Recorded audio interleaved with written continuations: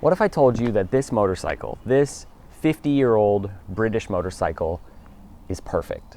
You'd probably bring up the fact that it has, drum brakes and doesn't have traction control or ABS or throttle by wire or fuel injection. Now, at this point, you probably think, you got me, right? It doesn't have those features, and especially those safety features. For a lot of those things, those safety features that you add to make a motorcycle better, you are also adding some cons to the motorcycle, specifically in the form of pounds. So this motorcycle is incredibly light. I know that because I had to have it actually weighed with all of its fuel and everything in it to have it registered in Hawaii, and it only weighs 380 pounds, even with all of the old heavy metals and all the old materials that are premium. It is incredibly light for a motorcycle. So I've made quite a few videos about the history of this motorcycle, the history of this engine, the history of Triumph as a company, and really how this bike fits into the history of motorcycles as a whole. But that's not what I want to do in this video. I want to really look at this motorcycle just on its own merit, as its own bike, forget about the history, forget about its significance, and just see how it compares to other motorcycles that you could buy, and just really what it is, what it's like to ride, what it feels like, and see how it stands up and how it has stood the test of time just as its own motorcycle.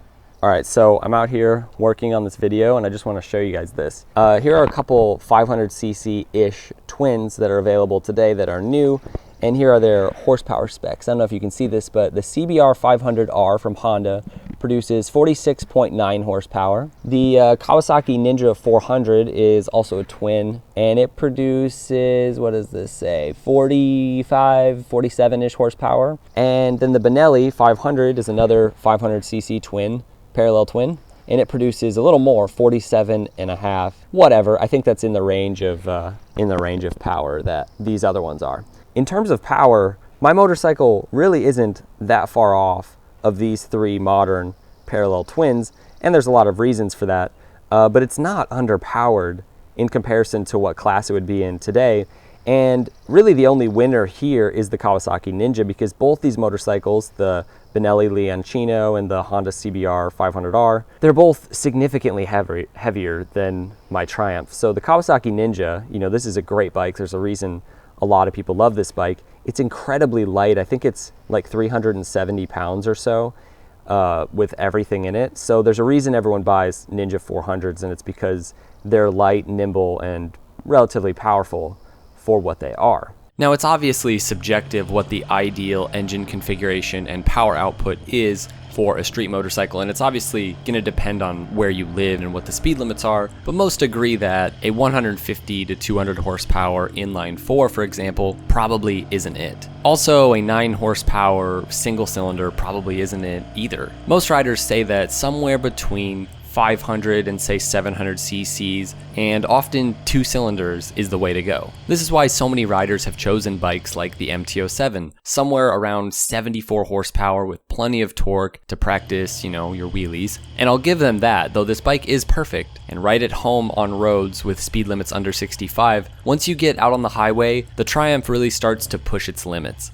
It's amazingly fun to ride on twisties because it feels like you're constantly giving it all it's got. Riding a slow bike fast is more fun than riding a fast bike slow. I'm sure you've heard that, but I'll also add this to it. It's also really fun to ride an old bike fast, but that extra 30 or so horsepower on such a light platform, especially on modern roads with the MT-07, is definitely ideal. Plus, probably not going to be doing any wheelies on this old Triumph. On the power front, I think the Triumph 500 deserves a solid B+ as a road bike. Great power and weight for what it is, but arguably a little bit underpowered for what many street riders want. But there's so much more to a motorcycle engine than just simply its power output.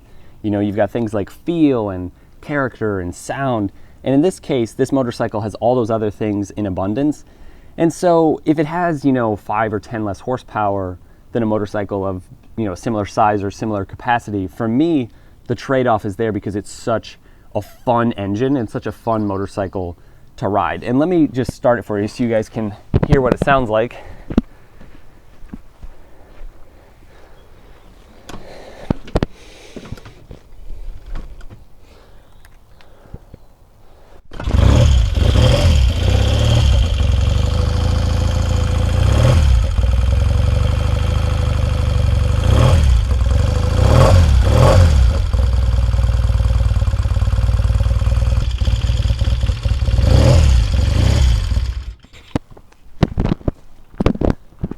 So I have it set up so that it won't idle until it's warmed up. So currently it's not gonna run unless I get it warm. It's not just gonna sit and idle. But it sounds so much better than so many modern parallel twins because it's air cooled, but mainly because it has this awesome 360-degree crank, which is not common on modern twins today. Most of them are 270 degrees and they sound like sewing machines with, you know, the sort of choked out exhaust. But this 360-degree crank and also just basically free sort of exhaust, it just sounds so good. It sounds better than like a lot of Harleys, honestly. It just sounds amazing. And of course, it rides amazing. I think what I'm trying to get at is that yes, many old motorcycles are slow by modern standards, many are heavy, and many do suck on this front. This motorcycle isn't in that category though. It's light, it's nimble, it handles beautifully, and it has plenty of power. It really is a fun motorcycle to ride on the street even today. Thankfully, power and weight and character aren't everything or even the main thing when it comes to choosing a street bike. I know many of you old guys who watch my channel, you aren't hard to convince that a bike like this looks better than say a Yamaha MT-07 or Ninja 400. But let me try to convince those of you who maybe would prefer the look and aesthetic of a modern motorcycle over something like a classic like this. Let's take this away from motorcycles for a bit to just make it a bit easier. On your screen right now, you're seeing two cars, a modern Honda Fit, a great car, I've owned one and I loved it. And then on the other hand, you've got a 1970s MG Midget, a car that I would love to own. For me, the old Triumph looks better for all of the same reasons that, in my opinion, the MG Midget looks better. Clean, simple, elegant lines, purposeful design, a design that comes primarily from function, but it's still intentionally good looking. It's not over the top, but it just looks great. You know, it just looks timeless. For my bike, starting with a cockpit, there's nothing cluttering the space. You've got one gauge telling you how fast you're going, roughly. You've got the headlight, you've got simple handlebars and a place to hold on. Grips that fit your palm so much nicer than modern grips. That sort of bit of bulge on this grip is so satisfying. I love these grips. I think they look amazing and they feel better than any modern motorcycle grip that I've used because of the way it fits in your hand. But it's another example of curves. You know, this bike is all curves. There's no harsh angles. Even when there are straight lines, which there are plenty, from the bottom of the tank into the seat and then the bottom of the taillight, those straight lines always end in slight curves. The exhaust shoots straight back with no frills on it, but again, it never creates a complete angle. The shape of the engine and the engine fins create another curve down into the engine block, which again is more curves. From behind the tank has this subtle, you guessed it, curve. Every piece of this motorcycle, from the taillight to the headlight, top to bottom, is designed with intent. This is why they never really needed to change the overall design during Triumph's heyday. It's timeless and it's classic, but it still looks aggressive. It still looks fast, even today. And no corners are cut when it comes to material for this bike. The only piece of plastic on this entire motorcycle is the taillight lens. All premium metals, 50-year-old metallurgy, and still lighter than almost anything on the road today. Now, I can't sit here and pretend that there aren't loads of other faults with this motorcycle. The brakes are bad. They don't stop you. They just slow you down. The gearbox is squishy and sloppy and misses gears all the time. The lights are, well, they don't do much. They're very dim. The electrics are bad. Of course, it doesn't have, you know, the level of reliability of a modern motorcycle. It leaks oil all over the garage when it's sitting there, and there is a chance, you know, a greater chance that when you're out on a ride, it could break down. You know, it's not a modern Honda or any other modern Japanese bike. So you can't ignore those facts. But for me, the trade-off of owning a motorcycle like this, that is this special and this fun and this awesome and this cool, that absolutely turns heads everywhere you go. But for me, the trade-off is there. And for me, owning a motorcycle like this, that's this special and this cool, it's worth it over owning something like, say, this or this. In the end, I don't think there are many motorcycles out there, many modern motorcycles for the street, that will give you the level of feel that this motorcycle does. There's just nothing to even compare it to. I know a lot of you probably ride and own or have looked at the modern classic Triumphs that are obviously sort of emulating this style and this riding posture and everything. And those bikes are obviously awesome bikes. A lot of people love them and use them and ride them all over the place. and they do look good. Not this good. The tanks have to be bigger because people can't handle a small gas tank, and has to be ride-by-wire and have all the riding modes and all the electronics.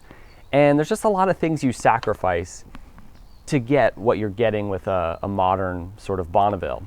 You maybe have, a lot of the safety features and riding modes and sort of modern creature comforts, but you lose, I don't know, a lot of feel.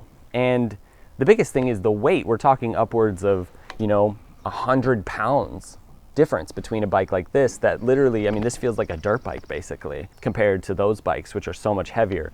Those bikes are great. They're very torquey and they feel a lot like cruisers in a lot of ways. This bike feels like a performance machine from an era long gone by. It's revvy, it's fun, and there's really no way to even prepare for what a bike is like this to ride.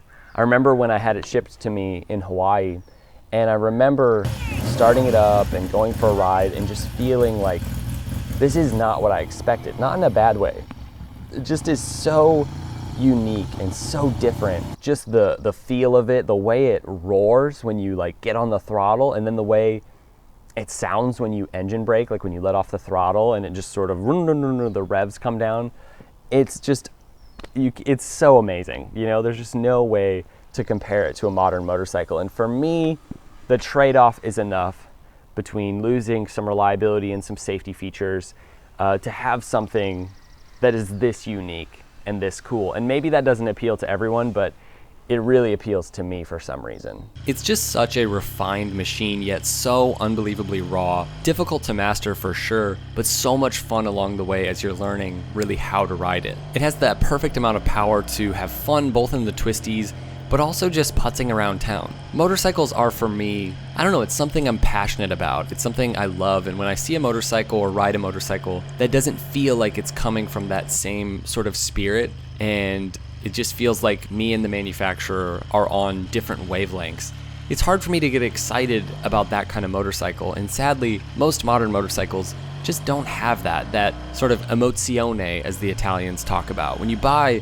an MV Agusta or even a Moto Guzzi and even a Ducati, some would say you're trading off much of that reliability for the passion, for the experience. Obviously a modern Honda is probably more reliable than a modern, even Ducati, but especially like an MV Agusta or Moto Guzzi. But for me, that trade is worth it. To me, an old motorcycle like this Triumph is really no different, and the emozione connected to a bike like this is even greater, in my opinion, than a modern Italian motorcycle. Now, I realize at this point that I probably sound somewhat delusional, or I at least sound like every person rambling on about how their motorcycle is the best motorcycle ever and it's the best motorcycle you could ever buy.